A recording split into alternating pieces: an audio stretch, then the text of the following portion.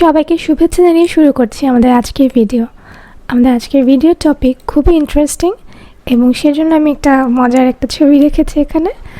আর যেটা হচ্ছে আমাদের টপিকটা হচ্ছে আজকে একটা CSS প্রপার্টি আমরা দেখব, সেটা হচ্ছে ক্লিপ পাথ, আর একটা হচ্ছে CSS ভ্যালু, সেটা হচ্ছে কল্ক বা যেটাকে আমরা ক্যালকুলেশন এরকম একটা বিষয়। তো প্রথমে আমরা আমাদের যে ভিজুয়াল স্টুডিও করে এটা ওপেন করলাম। এখানে আমরা আজকে একটা নতুন ক্লাস নেম নিব, যেহেতু ক্লিপ নিয়ে কাজ করব তাই ক্লিপ নামের একটা ক্লাস নিলাম। এখানে আমরা ইমেজ নিয়ে কাজ করতে পারি অথবা হেডিং ট্যাগ নিয়েও কাজ করতে পারি। তো প্রথমে আমরা একটা ইমেজ নেই, ইমেজের নামটা কপি করে এই সোর্সে এখানে দিয়ে দিলাম। ওকে, আচ্ছা, এরপর এখন আমরা ইমেজটাকে নিয়ে কাজ করব। আমাদের এখানে টেক্সট ফাইল আছে, এটা ওপেন করে নিচ্ছি। এখানে আমরা CSS ক্লিপ পাথ সেটার যেই ভ্যালুগুলো সেগুলো এখানে দিয়ে রেখেছি। তো প্রথমে আগে আমরা ব্রাউজার থেকে দেখি, এটা হচ্ছে আমাদের ইমেজ। হ্যাঁ, এখন আমরা যখন এই প্রপার্টিটা দিব তখন এটা কেমন হবে এটা একটু দেখি। ওকে, ইমেজের মধ্যে আমরা এরকম ক্লিপ পাথ সার্কেল 50% করলাম। তো সার্কেল মানে তো আমরা সবাই জানি, সার্কেল মানে একটা বৃত্ত, গোলাকার একটা বিষয়। তাহলে আমরা একটু দেখি ইমেজটা কেমন হলো। ওয়াও, দেখুন দারুণ একটা শেপ হয়ে গেল ইমেজটা, তাই না?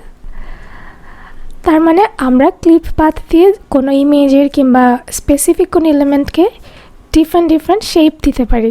এখন এর পরের যেই প্রপার্টির ভ্যালুগুলো আছে প্রত্যেকটা নিয়ে একটা করে কাজ করি। ওয়াও, এটাও সুন্দর।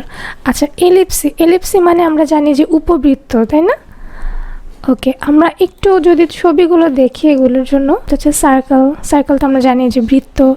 এরপর হচ্ছে এলিপসি, এটা হচ্ছে এরকম উপবৃত্ত কিন্তু দুইভাবে এই শেপটাকে আমরা দেখতে পারি। একটা হচ্ছে কি এরকম হরিজন্টালি আর একটা হচ্ছে কি ভার্টিক্যালি। ওকে, আচ্ছা, এরপর যেই বিষয়গুলো আসছে সেটা হচ্ছে পলিগনস মানে আমরা বুঝি যে বলে যে বহুভুজ, যেমন এটা 3টা দিক, তাই না? এই জন্য এটাকে বলে ট্রায়াঙ্গেল। তারপর এটা 4টা দিক, তাই এটাকে বলে কোয়াড্রিল্যাটারাল। এরপর হচ্ছে পেন্টাগন মানে 5টা, এরপর 6টা, 7টা, 8টা, 9টা, 10টা এরকম করে এক একটা দিক থাকে। তো এগুলোকে বলে পলিগন, বহুভুজ, যেটার অনেকগুলো দিক আছে, অনেকগুলো কোণা আছে। ঠিক আছে, মানে আমাদের ইমেজের উপরে আসলে নির্ভর করছে এই পুরো শেপটা কেমন আসবে। আমাদের ইমেজটাই কিন্তু দেখুন একটু আয়তাকার। আমরা ইমেজটা ওপেন করে দেখি, এটা কিন্তু একটা আয়তাকার ইমেজ, তাই না? আচ্ছা, এরপর আর কি ভ্যালু আছে?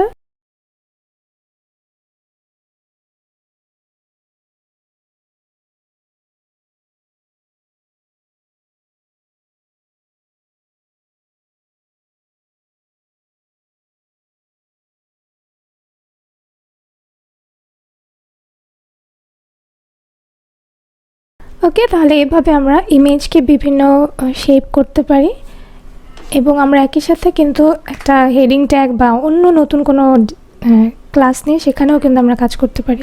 সেক্ষেত্রে div ডট এরকম আমি একটা ক্লাস নিলাম। ওকে, এখন এই ক্লাসটাকে আমরা বলবো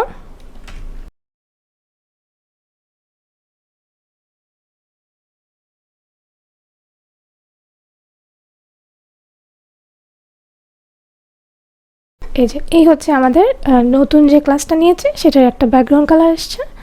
ওকে, এখন সেমভাবে আমরা চাইলে এখানে এই ক্লাসের ক্ষেত্রে আমরা এগুলো দিতে পারি। এটা দেখুন, এটা পুরো সার্কেল হয়ে গেছে। কেন পুরোটা সার্কেল হয়ে গেছে একদম সমানভাবে, যেটা এটার ক্ষেত্রে একদম পুরোপুরি সার্কেল কিন্তু হয়নি, কারণ এটা ছিল একটা রেক্টেঙ্গুলার ইমেজ। মানে এটার ইমেজটা আমরা আবার দেখি, এটা দেখুন, এটা উইথ হাইট কিন্তু সমান না। কিন্তু এখানে যে ক্লাসটা, এটা কিন্তু পুরোটা দেখুন উইথ হাইট এটা সমান, তাই না? সেক্ষেত্রে হয়েছে কি, যখন উইথ হাইট সমান হয় সেক্ষেত্রে আমরা সার্কেল 50% দিলেই একদম পুরোপুরি গোল হয়ে গেল। এটা কিন্তু আমরা বর্ডার রেডিয়াসের ক্ষেত্রেও দেখেছি। আচ্ছা, এরপর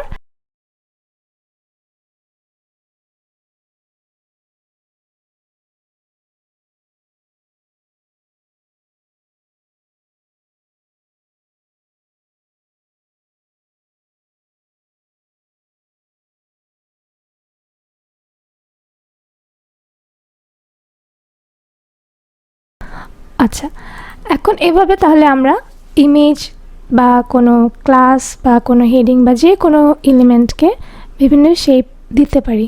ওকে, আচ্ছা, এখন আমাদের যে আরেকটা প্রপার্টি না, ঠিক একটা ভ্যালু নিয়ে আমরা কাজ করবো বলছিলাম, সেটা এখন দেখব। এই জিনিসগুলো এখান থেকে আপাতত সরিয়ে নিয়ে ইমেজে দিয়ে রাখছি, আর এখানে যে আমরা উইথ নিয়েছিলাম সেটা আমি এখন মানে বাদ দিয়ে দিচ্ছি। হ্যাঁ, এই উইথ নিয়ে আমরা এখন কাজ করব না, আমরা এখন উইথ নিয়ে কিছু ক্যালকুলেশন করব।